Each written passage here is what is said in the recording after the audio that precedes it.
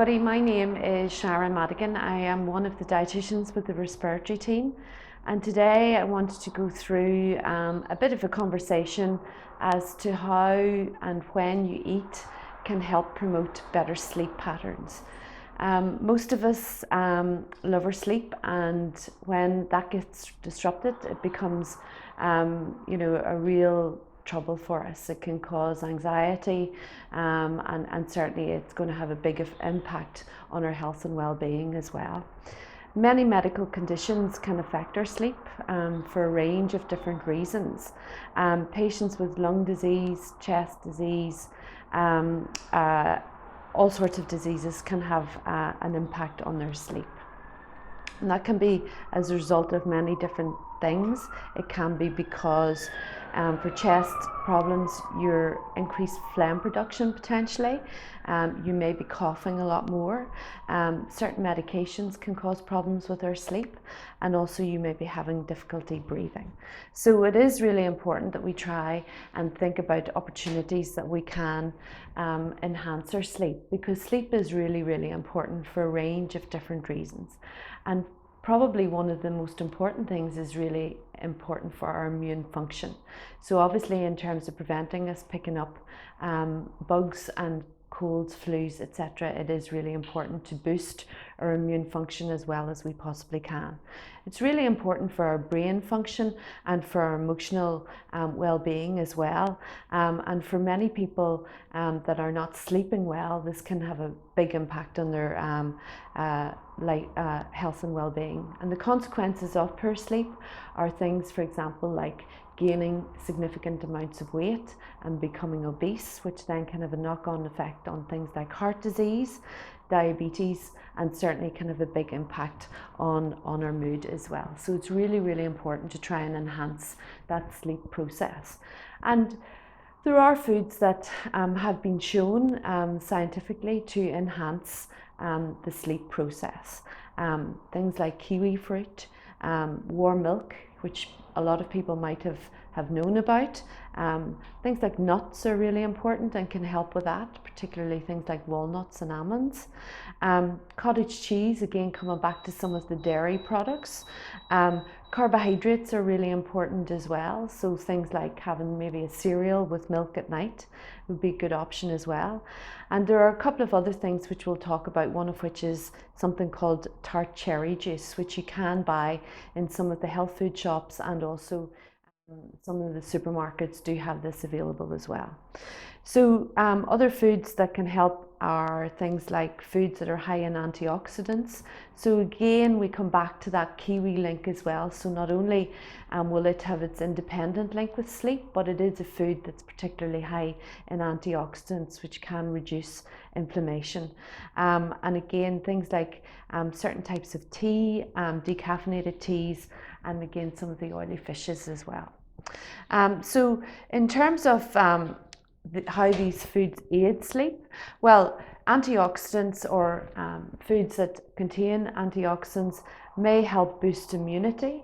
They may help reduce the inflammation that's happening, particularly if you have lung disease, and it may help increase breakdown of particular nutrients and things in the body.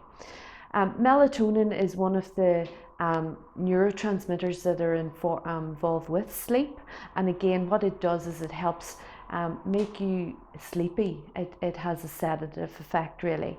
Serotonin again is another neurotransmitter which is involved in promoting sleep within the body, and again foods have an effect on all of these different processes. Another one, which is actually a type of protein, which is called tryptophan, what it does is it helps manufacture serotonin and melatonin in the body, and these are the things that actually help us sleep as well. Some of the B vitamins have been shown to be really important in the sleep process as well, and again other nutrients or minerals such as magnesium may help in terms of that sleep-wake cycle as well. So we talked very much about some of those neurotransmitters, melatonin and serotonin.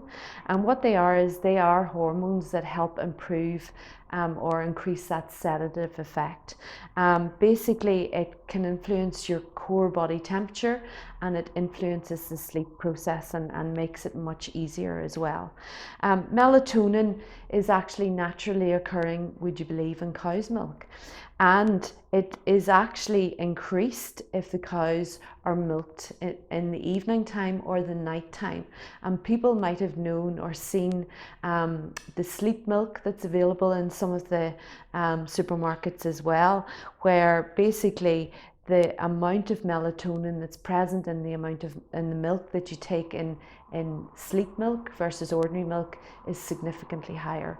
So it is something that people that are struggling with their sleep might want to consider as well. Serotonin is found in nuts, oily fish, eggs, and again, kiwis are the main sources of serotonin in the body, and it can cause a sleep promoting for you as well.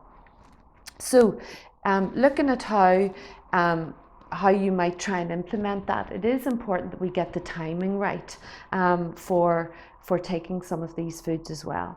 And again, we're looking at maybe taking foods that are high in carbohydrates, and such things like maybe Rice Krispies or cornflakes with some milk, maybe in the 2 to 3 hours before you want to go to sleep. So you may have had your dinner maybe around about 6 o'clock, and you might want to go to sleep around about 10:30, 11.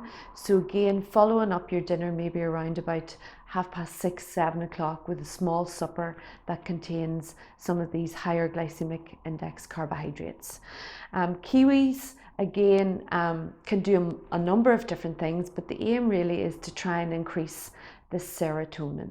And this science or the research would suggest if you aim to take 2 kiwis about an hour before you want to go to sleep, it can help. Now, don't expect to find that your sleep patterns improve after doing that for 2 or 3 days. You do need to give that a period of time, and it suggests that you start to see the benefits around about 28 to 32, 33 days after you start doing this.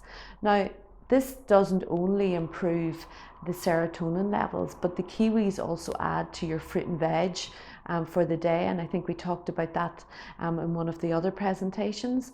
But also reducing inflammation through antioxidants is also important. So guess what? Kiwis can kill that particular bird as well. So one stone, 2 or 3 birds. Is that the saying? I'm not sure. There are a lot of factors that can lead to poor sleep. Some of these are caffeine consumption, and again, that might not be unusual because it gets very frustrating if we can't sleep, and sometimes then we get up and have ourselves maybe a cup of tea or a cup of coffee. So it's really, really important to look at our caffeine consumption, particularly in the later afternoon and into the evening time as well, because we want to try and make sure that that caffeine level gets out of our system as well. Alcohol consumption has definitely a big impact on our sleep. It can help us to get to sleep quicker, but we will wake up with a poor sleep during the night. And one of the reasons for that is that because alcohol contains calories, your system actually has to break this down. And in that breaking down of alcohol, the system warms up, and you can wake up midway through the night, 2 or 3 o'clock. You may have got to sleep quicker, but you certainly will not have a restful night's sleep as well. And timing of sleep is really, really important as well. So it's very important that we try and get as much sleep as we can.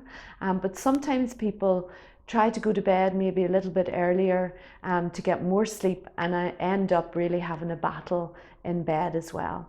And some of the experts would suggest that if that's the case, the key thing is to get out of bed. Don't try and have the bed as a war zone. get up out of bed, come away from the bedroom, but don't eat or drink during that period of time when you're up at night. It may be that you might read the paper or a book or listen to some music, but really you want to try and not stimulate the system by eating or drinking, because that effectively wakens you up again. So really it is important to try and look at foods and drinks that you consume that may have an impact on a good night's sleep as well. So what kind of things could you maybe do in terms of sleep? And what we might do is put in some sample meal plans or snack ideas that can help you. But again, things like maybe a small bowl of fruit salad with some Greek type yogurt might be something that you could have as a supper. It will increase, especially if there's some kiwis in there, it will increase some of those known pathways that will help with your sleep as well. It could be warm milk. It could be making sure that you're using decaffeinated teas or coffees later on in the afternoon or into the evening time.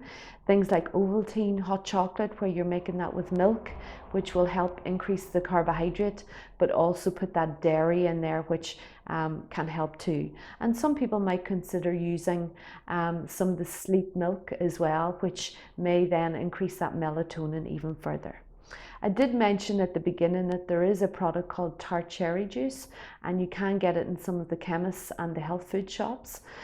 This has been shown to increase the levels of melatonin, but it can also act as an antioxidant as well. So it will add to that portions of fruit and veg every day. And that is something that you may consider taking again about an hour to an hour and a half before you want to go to sleep also. So just to conclude, it is important to remember that respiratory disease can have a negative effect on the sleep quality and quantity, but there are definitely areas that you can work on. It may not make it completely better, but certainly if you can gauge that maybe there is some improvement in how long you're sleeping for or how quickly you get to sleep, this can be very, very positive in terms of your long-term health and well-being.